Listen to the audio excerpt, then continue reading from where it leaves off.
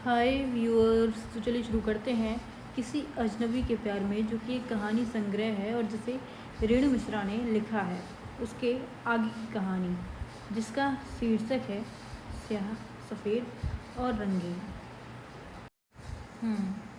अनिकेत को अपनी पेंटिंग करने की शैली पर थोड़ी शर्म सी महसूस हुई, मगर श्वेतांक उस पर ध्यान न देते हुए आगे कहता रहा, मगर हमारी ज़िंदगी सिर्फ स्याह नहीं होती, इसमें उजाला भी होता है और तरह तरह के रंग भी। अनिकेत ने हामी तो भरी, तो उसने आगे कहना शुरू किया, तो वह उजाला तुम खुद हो अनिकेत, और तुमने बिखरे सारे रंग तुम्हारा इनर सेल्फ, तुम्हारे इमोशंस और तुम्हारी फीलिंग्स हैं, जिन्हें तुम्हें एक्सप्लोर करना है। तुम खुद को सिर्फ ऊपर से कलरफुल दिखाते हो, मगर भीतर से सिर्फ स्याह हो, और वही तुम्हारी पेंटिंग्स में भी प्रतिबिंबित होता है। जब तुम खुद को तलाश लोगे, तुम उन रंगों को भी पा लोगे जो तुम्हारे आसपास होकर भी अभी दिल से बहुत ओझल हैं। श्वेतांक जब उसे यह समझा रहा था, उसी पल दूर पहाड़ी के पीछे से धीरे धीरे सूरज अपनी लालिमा लिए बाहर झाँकने लगा था, और अनिकेत की आंखों के आगे सारी प्रकृति सुंदर हो चली थी। दोनों चलते चलते बहुत दूर निकल आए थे। लौटते हुए उन्होंने इधर उधर की खूब सारी बातें की। श्वेतांक के साथ उसे समय का पता ही नहीं लगा। वर्कशॉप के दिन धीरे धीरे कम होने लगे।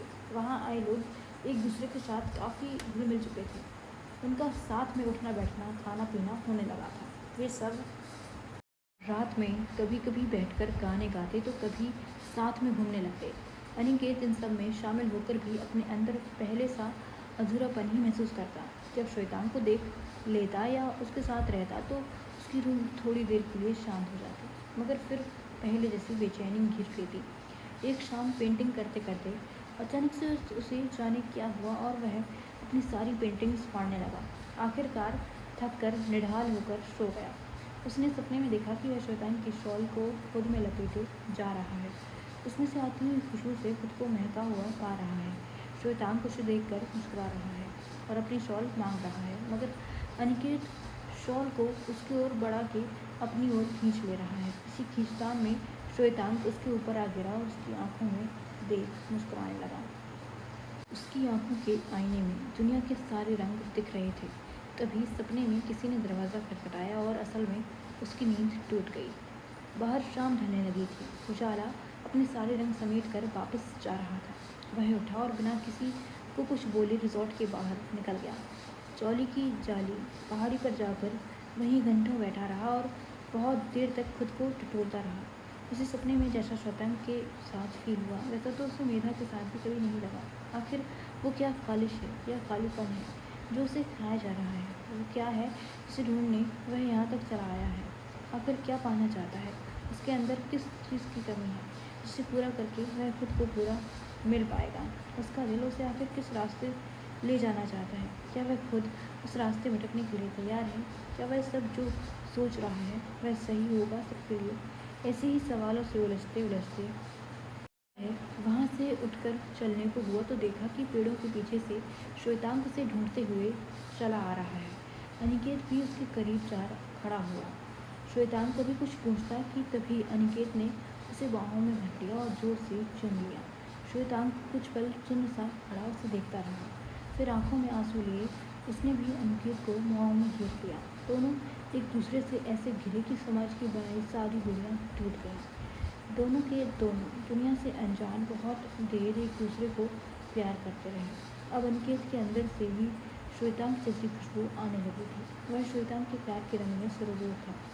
शाम से रात हो चुकी थी। आकाश में सितारे झिलमिलाने लगे थे। बाहर अंधेरा था, मगर अनिकेत की जिंदगी उजालों से भर गई थी। उसने खुद को पहचान लिया था। वह पहाड़ी की छोर पर खड़े होकर बहुत देर तक चिल्लाता रहा, श्वेतांक के साथ नाचता रहा। उसकी यह खुशी इंसानी भावनाओं की उलझन और खुद को पाने की जद्दोजहद को दिखा रही थी। वह समझ गया था कि उसका खुद को पाना, खुद को एज इट इज़ स्वीकारना ही उसकी ज़िंदगी को हसीन और रंगीन बना सकता है। अनिकेत समझ गया था कि उसका इस वर्कशॉप में आना बेवजह नहीं था। शायद श्वेतांक से मिलना ही इस सफ़र और इस वर्कशॉप का हासिल था। जब तक वह श्वेतांक से मिला नहीं, वह खुद को कहाँ जान पाया था। मेधा के साथ 2 साल से लिव इन में रहते हुए भी उसे ऐसा सुकून कभी नहीं मिला। वह मेधा के साथ खुश तो था, मगर अपने दिल को हमेशा कहीं खोया हुआ ही पाया। सब कुछ होकर भी एक खालीपन था उसके अंदर। शायद इसलिए भी मैं मेधा के साथ कभी आगे बढ़ने की बात नहीं सोच पाया। ऐसा नहीं था कि वह मेधा को चाहता नहीं था, पर क्या वह उससे प्यार भी करता था? यह सवाल हमेशा उसके दिलो दिमाग को खाता रहता था। अगली रोज़ अनिकेत ने एक बहुत खूबसूरत पेंटिंग सी बनाई, जिसमें एक इंसान को सूरज की तरह दमकते हुए और उसके अंदर से एक पंछी जिसके पंख सतरंगी हैं को उड़ता हुआ दिखाया गया था। उसकी पेंटिंग के रंग इतने सुकून भरे थे कि हर कोई उसकी तारीफ किए जा रहा था। वर्कशॉप के 7 दिन पूरे हो चुके थे। वहाँ आए हुए सभी कलाकार अपने घरों को लौट चुके थे। अब रिजॉर्ट में सिर्फ श्वेतांक और अनिकेत ही बचे थे। अनिकेत अपना सामान पैक तो कर रहा था, पर उसका अभी जाने का मन नहीं था। तभी श्वेतांक उसके सामने बिस्तर पर आ बैठा और उसे देखने लगा। उसकी आंखों में कुछ शरारत नजर आ रही थी। अनिकेत भी धीरे से मुस्कुराया और सब कुछ वैसे का वैसा छोड़कर उसके साथ हो लिया। उसके साथ रहते हुए अनिकेत पता नहीं किस दुनिया में चला जाता था। ऐसी दुनिया जहाँ सभी रंगों को चाहा जाता था। सब रंग अपने अपने अस्तित्व में रहते हुए किसी के साथ भी अपने मन मुताबिक संयोजन कर सकते थे। अब आज का दिन अनिकेत उन्हीं खूबसूरत पलों में डूबा हुआ था। वहाँ से लौटने के बाद अनिकेत में धीरे धीरे फिर वही खालीपन, वही स्याह रंग दोबारा जगह लेने लगा था। श्वेतांक उसके तन मन में समाया हुआ था। वह श्वेतांक के बारे में सोच ही रहा था कि उसका फ़ोन आने लगा। उसकी कॉल को रिसीव करने में हाथ अस्थिर हो गया और वह एक डिवाइडर से जा टकराया। उसका एक्सीडेंट हो गया। वहाँ जुटे लोगों ने उसे हॉस्पिटल में एडमिट कराया। 18 घंटे बाद वह होश में आया तो श्वेतांक व मेधा उसके सामने खड़े थे। मेधा के हाथ में अनिकेत का फ़ोन था। मुक्तेश्वर से लौटने के बाद अनिकेत की पेंटिंग स्याह क्यों थी वह जान चुकी थी। उसने अनिकेत का फ़ोन और वॉलेट साइड टेबल पर रखा और उसका माथा सहलाकर बाहर चली गई। इसी के साथ ये कहानी समाप्त होती है।